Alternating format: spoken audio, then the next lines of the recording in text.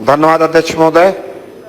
निश्चित रूप से भारत सरकार द्वारा जो सतत विकास लक्ष्य प्राप्ति हेतु सूचकांक का निर्माण किया गया है, उससे विश्व में अपनी रैंकिंग सुधारने में हम लोगों को सहायता मिलेगी। मंत्रालय द्वारा 3 श्रेणी बनाई गई है, जिसमें 1 से लेके 49 तक एक श्रेणी है, 50 से लेके 64 तक दूसरी श्रेणी है और 64 से लेके 100 तक की तीसरी श्रेणी है।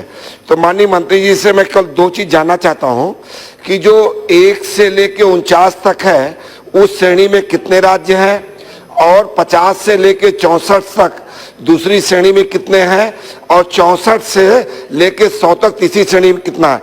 दूसरा सवाल मेरा निवेदन है, बहुत जरूरी है अध्यक्ष महोदय, इसी से जुड़ा है।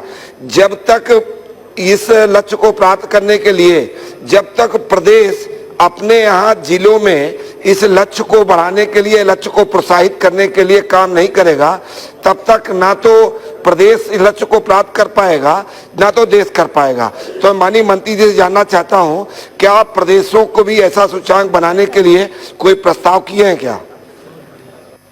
तो पहला जवाब तो ये है कि 8 प्रांत ऐसे हैं जो 65 से ऊपर चले गए।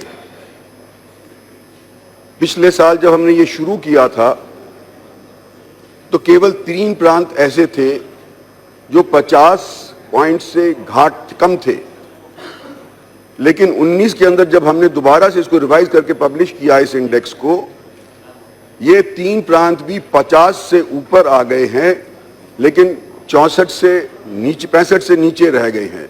तो कुल मिलाकर के जो कलर कोडिंग हमने करी है, रेड जिसके अंदर एस्पिरेंट्स प्रांत हुआ करते थे, पिछले साल 3 थे, इस साल 1 भी नहीं है। जो परफॉर्मर्स हैं येलो के अंदर जो आ गए हैं, वो ज्यादातर प्रांत येलो के अंदर हैं। जैसे मैंने पहले बताया कि सिर्फ 8 प्रांत ऐसे हैं जो फ्रंट रनर्स यानी कि ग्रीन कलर कोडिंग के नीचे आते हैं।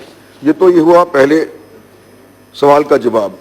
और दूसरा जो इन्होंने पूछा है कि क्या हम ये प्रांतों को भी सुझा सकते हैं कि वो भी इस तरह का इंडेक्स अपने तौर के ऊपर अपने डिस्ट्रिक्ट वाइज बनाएं, तो प्रयास चल रहा है नीति आयोग के मार्फत से कि इनको डिस्ट्रिक्ट वाइज इंडेक्स बनाने के लिए तैयार किया जाए। अभी तक उसके ऊपर कोई अमल नहीं हो पाया है, फैसला नहीं हो पाया है, लेकिन प्रयास जारी है।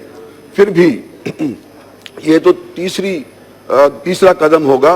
दूसरा जो कदम हमने लिया है कि विश्व के अंदर हमारा पहला मुल्क है जो फेडरल स्ट्रक्चर के तहत न केवल नेशनल लेवल के ऊपर एक इंडेक्स बनाया है, लेकिन एक स्टेट लेवल के ऊपर भी इंडेक्स का हमने जिक्र किया है इस नेशनल इंडिकेटर फ्रेमवर्क के अंदर।